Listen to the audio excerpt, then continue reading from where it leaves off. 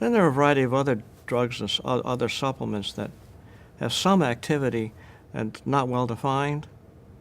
The active ingredient in hot peppers, capsaicin, in the laboratory is highly toxic to prostate cancer. And in animal models, human prostate cancer is arrested by the intake of what's equivalent to 68 habanero peppers a day for the human dose. And I thought, when I saw that this had no future.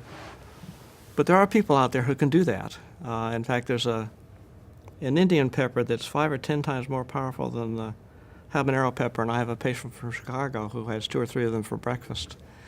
And anecdotally, it does seem to work in a sub-portion of patients eating hot peppers.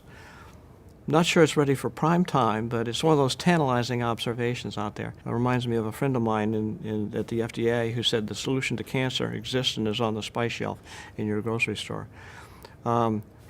Ginger has a series of chemicals in it that suppress prostate cancer in the test tube and in animals at the dose of 3.5 ounces of fresh. The human dose would be 3.5 ounces of fresh ginger a day. I don't know whether you've ever tried fresh ginger, but that's a lot of ginger. But patients pick this up and do it. So I'm always in the situation of a patient calling me up, have you seen my PSA lately? Yeah, it went down. Well, you want to know what I did? So probably the most dramatic example is a patient of mine who had failed everything, including chemotherapy.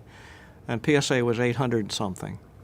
And we had our goodbye talk, and he was lined up with hospice. About 3 months later, he called me and said, you probably want to see me.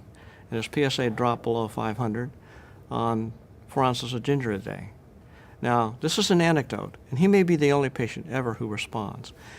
But when you talk about toxicity versus benefit, cost versus benefit, if something like this panned out, it would be wonderful. If you could identify the few patients who might respond to hot pepper or ginger, it would be wonderful.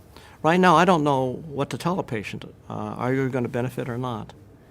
But when there are no options left, I suppose this is a reasonable thing to try.